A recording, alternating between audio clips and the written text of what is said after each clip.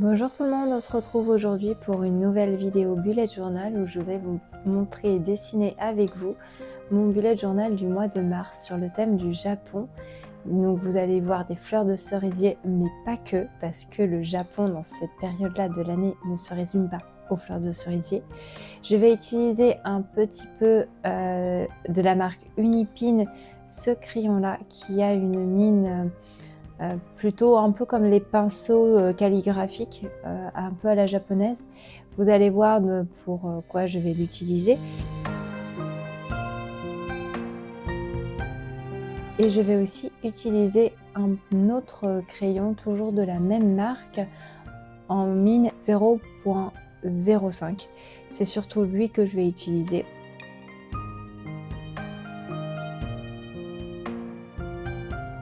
C'est une marque qui est plus abordable niveau prix. Après, ça reste, je trouve, moins professionnel, mais c'est tout aussi efficace pour l'utilisation que j'en ai.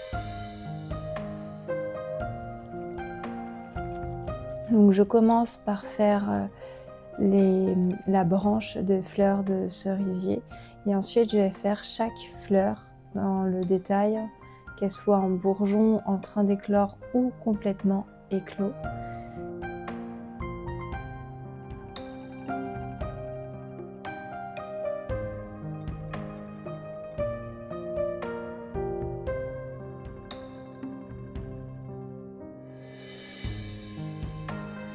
Ensuite, je gomme le tout et je continue pour la suite. Donc là, c'est la partie mensuelle du mois de mars. Je ferai la mise en couleur à la toute fin. Je m'excuse de laisser apparaître à certains moments mes cheveux. J'aurais dû les attacher et la prochaine fois, je les attacherai, promis. Et je m'excuse aussi de laisser apparaître parfois le petit bout de mon nez.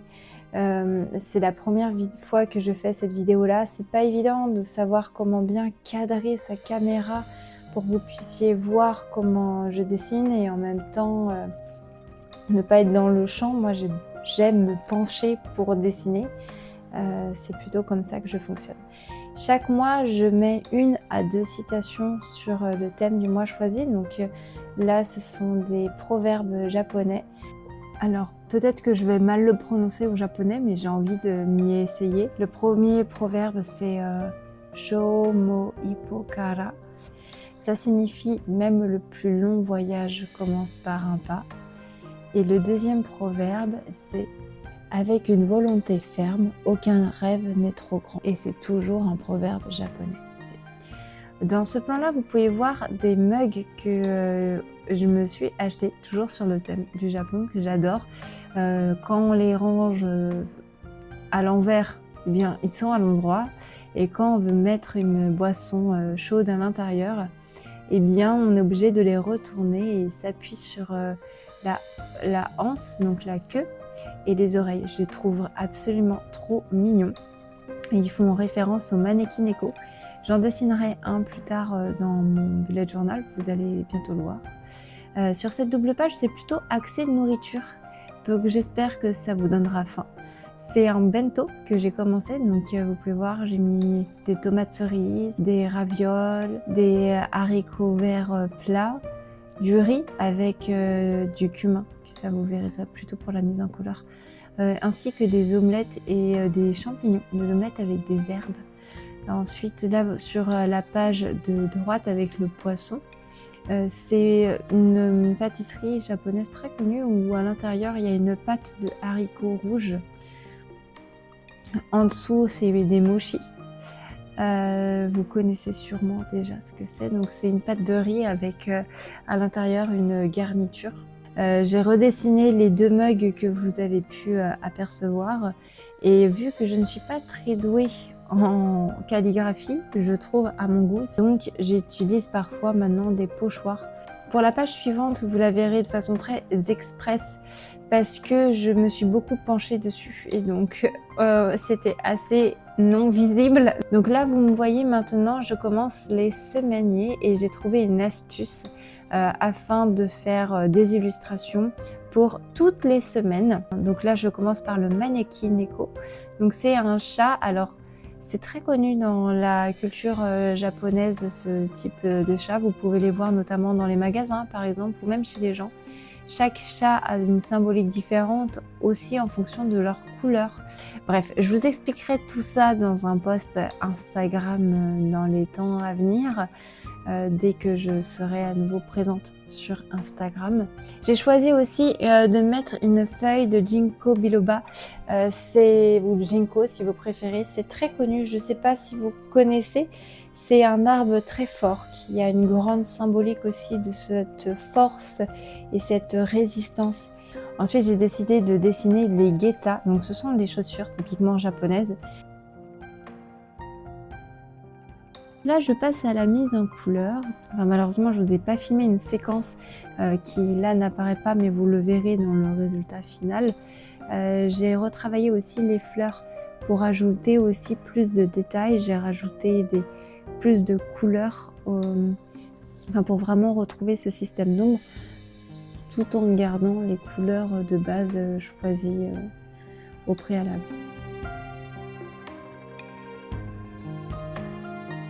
Je trouve que ce qui fait toujours la plus grande des différences, ce sont les jeux d'ombre lorsque l'on dessine. C'est ce qui permet de rendre une illustration encore plus aboutie.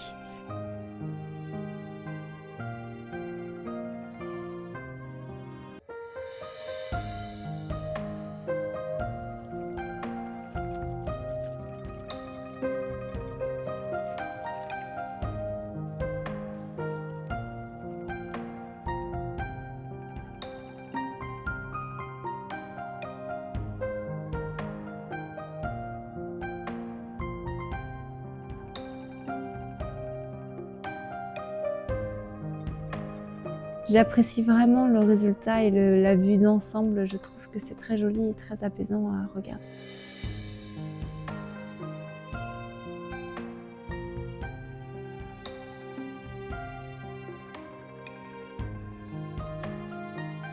Ensuite, j'écris Mars et j'ai aussi écrit en japonais Mars. Donc, vous le voyez en français et en japonais pour rester dans le thème. J'aime beaucoup ces crayons parce que j'avais acheté un lot. Certes, c'était un investissement. Je ne sais plus le prix que ça m'avait coûté à l'époque. C'était il y a vraiment plusieurs années. C'est des crayons feutres à eau, un peu comme les Tempo, mais en moins cher et en moins qualitatif. Mais bon, ça me permet déjà de faire beaucoup de choses. À terme, j'aimerais bien m'en acheter des plus qualitatifs.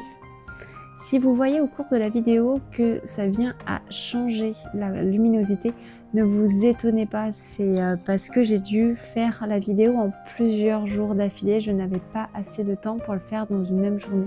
Donc je l'ai fait en après-midi, en matinée et pendant la nuit, tout simplement. Donc je suis désolée si la lumière peut laisser parfois à désirer et si la caméra aussi peut bouger par moments. J'aime beaucoup utiliser différents matériels pour une même illustration. C'est-à-dire que je peux très bien utiliser des feutres à eau. Je serais même capable, si les pages étaient plus épaisses, d'utiliser mes Pro Markers. Ce sont des feutres à alcool. Je peux aussi utiliser de l'aquarelle, alors là c'est pas trop le cas, mais j'ai utilisé des crayons aquarellables ou des crayons de couleur tout court. Non, j'ai plutôt cette fois-ci utilisé que des crayons de couleur aquarellables. J'aime beaucoup l'aquarelle, donc j'utilise souvent de différentes manières, que ce soit par les crayons aquarellables comme par l'aquarelle en tant que telle. Vous pouvez voir aussi une carpe koi. Donc chaque carpe a une signification différente en fonction de sa couleur. Donc je vous parlerai des significations plutôt sur Instagram de façon plus détaillée. Et le troisième élément que j'ai dessiné sur cette double page, c'est un petit Daruma. Je ne sais pas si vous connaissez. C'est un petit personnage qui est sans yeux lorsque l'on l'achète. Et après, on colorie le premier œil. Généralement, c'est plutôt l'œil droit, notre droite à nous, c'est son œil gauche à lui. Et on vient à le colorier à partir du moment qu'on fait un vœu. Moi, j'ai décidé de colorier le premier œil, comme dans la culture japonaise, afin que mon vœu puisse peut-être se réaliser, qui sait. Et on vient à colorier le deuxième œil à partir du moment que le vœu a été réalisé. Donc si vous désirez, si vous avez envie de jouer le jeu et de faire un vœu en coloriant l'œil de votre petit Daruma, je vous invite vraiment à le faire, c'est très sympathique.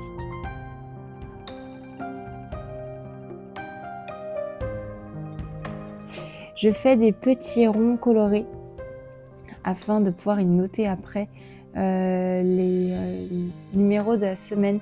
Ça permet de rajouter un peu de couleur et de vie au reste du calendrier. Là, je retravaille un peu l'ombre de ma carpe koi parce que je ne suis pas assez convaincue, je trouve qu'elle manque de détails. Donc j'essaye d'en rajouter un petit peu par-ci par-là et déjà je trouve qu'elle prend un peu plus de corps. Donc je suis ravie.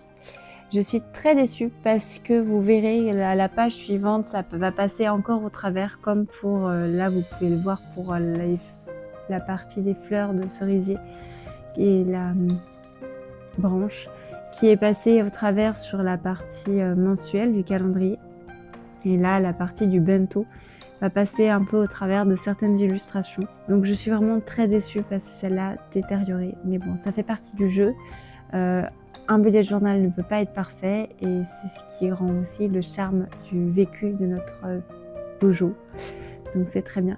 Là, je fais l'omelette que j'avais trouvée sur internet. Donc j'ai pris en fait plein de petits éléments qui m'inspiraient et j'en ai fait un peu ma tambouille.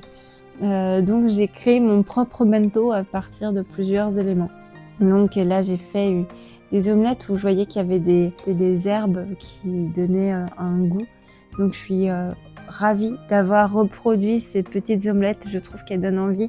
Et j'ai bien pensé à faire un petit trait plus foncé, plutôt orange, autour sur les parties extérieures parce que j'ai vraiment imaginé qu'on les a roulées à la toute fin mais qu'elles ont bien eu le temps de dorer sur la partie extérieure pour que ça soit aussi un peu plus réaliste.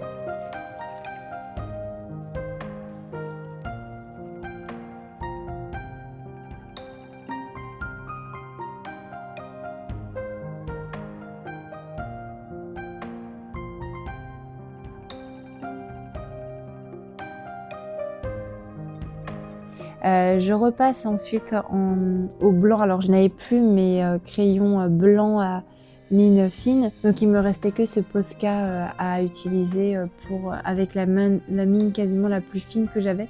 Donc j'ai utilisé ce Posca afin de rajouter de la profondeur au bento. J'ai colorié mes petits ravioles de légumes. Alors je suis végétarienne, donc forcément moi personnellement j'imagine que c'est des légumes. J'ai fait aussi des champignons.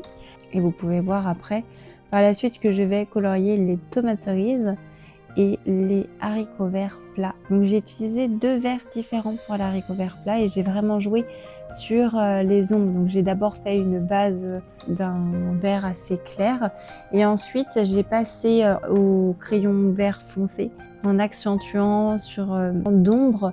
Ensuite j'ai rajouté des petits points en le centrant bien au milieu principalement et faire en sorte que ça se diffuse un petit peu. Sur le riz, j'imagine moi personnellement que c'est du cumin. Voilà, je vous laisse observer et prendre le temps d'apprécier.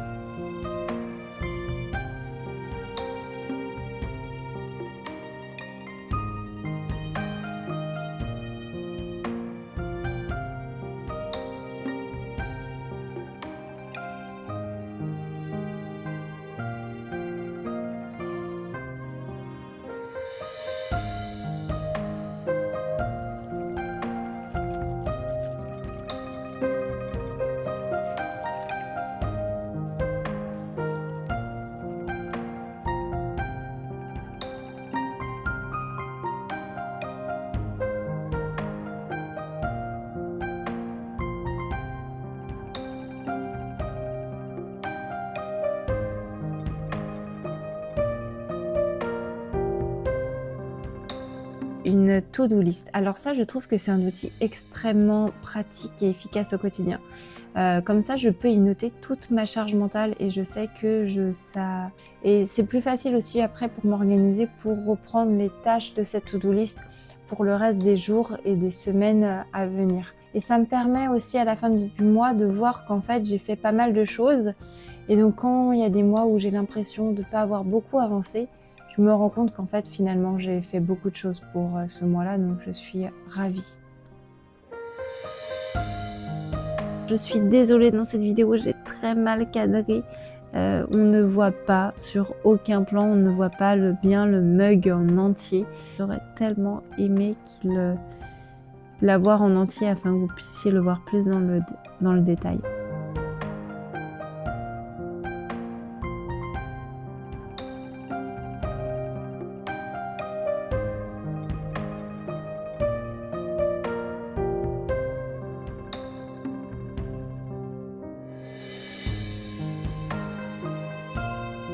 Vous verrez que pour les mochis, j'ai décidé de les colorier avec un crayon de couleur gris. Alors il y a des endroits où j'ai plus appuyé pour faire les ombres et d'autres endroits où j'ai plus appuyé plus ou moins en fonction de là où j'ai décidé où était l'éclairage.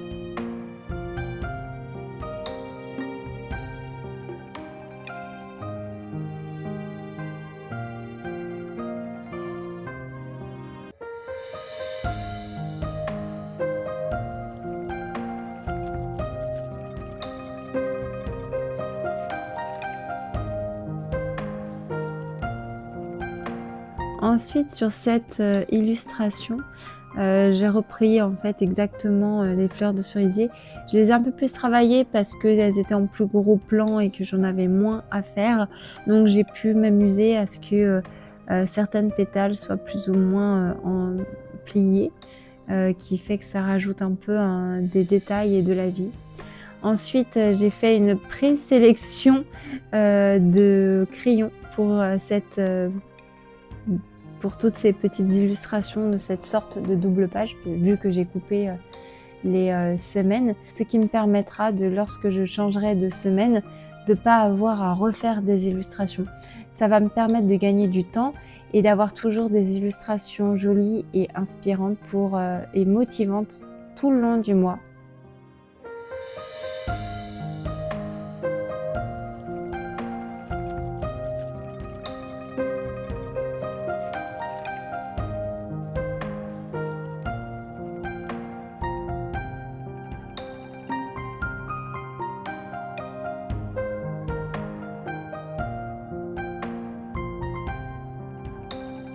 Ensuite, sur la fin du mois, j'ai fait d'autres illustrations. Donc, le premier, c'est un petit gris-gris plutôt pour porter chance. Le deuxième, c'est une grue japonaise qui fait référence à une petite fille qui avait une leucémie. En fait, elle est tombée malade d'un cancer suite aux bombes nucléaires. Et il faut savoir que dans la culture japonaise, il est connu de dire que si on fait 1000 grues en origami, un vœu se réalise. Et elle voulait tellement vivre, cette petite, qu'elle a décidé de faire 1000 grues. Elle était arrivée à un stade où elle manquait de papier parfois, donc elle le faisait jusqu'à l'étiquette de ses médicaments. Et puis à un moment donné, elle commençait à aller un peu mieux, donc elle a arrêté. Très peu de temps après, elle est décédée. Suite à son décès, les enfants de sa classe ont décidé de reprendre la suite de son travail pour arriver aux 1000 grues. C'est une histoire très touchante et très connue à travers le monde, que vous connaissez peut-être déjà, surtout si vous vous intéressez à la culture japonaise.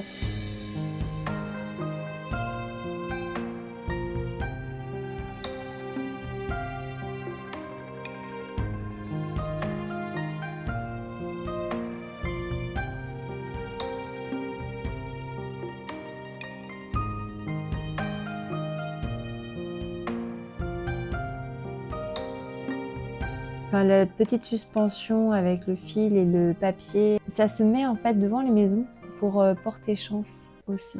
Donc ils les mettent souvent devant les fenêtres ou les portes afin que, surtout pendant l'été, car avec le vent, ça vient teinter grâce à l'aide des perles. Donc des fois, ils mettent aussi des perles allongées.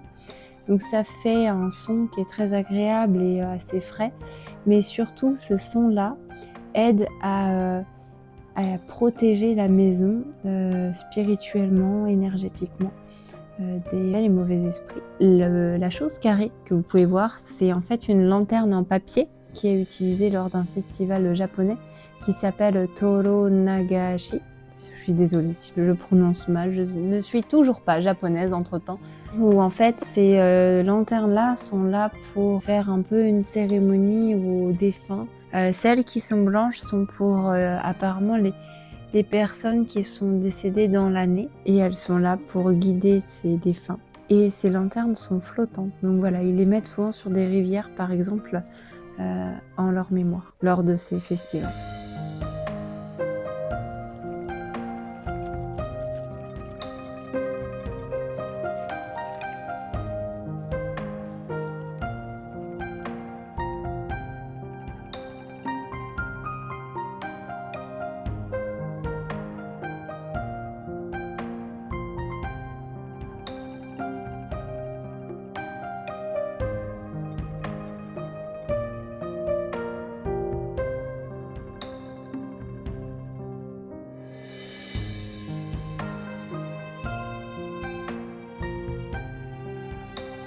Enfin, maintenant, vous pouvez voir le bullet journal terminé avec lorsque tout est passé au travers. Je suis frustrée, ce n'est pas grave, c'est la vie, c'est comme ça. Voici ensuite la partie mensuelle, encore où c'est beaucoup passé à travers.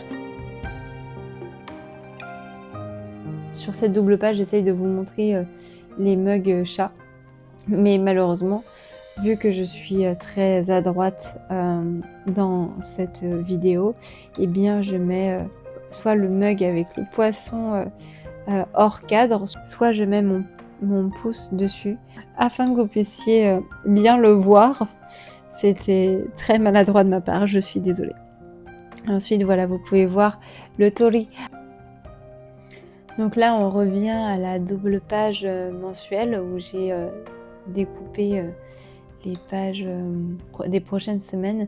Vous pouvez voir que j'ai collé aussi des calendriers de 2025 que j'ai fait moi-même. Alors, je les ai pour l'instant pas mis en vente sur ma boutique, tout simplement que je suis en train de tout restructurer. Je veux refaire mon site internet, absolument tout, afin que ce soit quelque chose de plus qualitatif et plus agréable. Donc j'espère que ça vous plaira.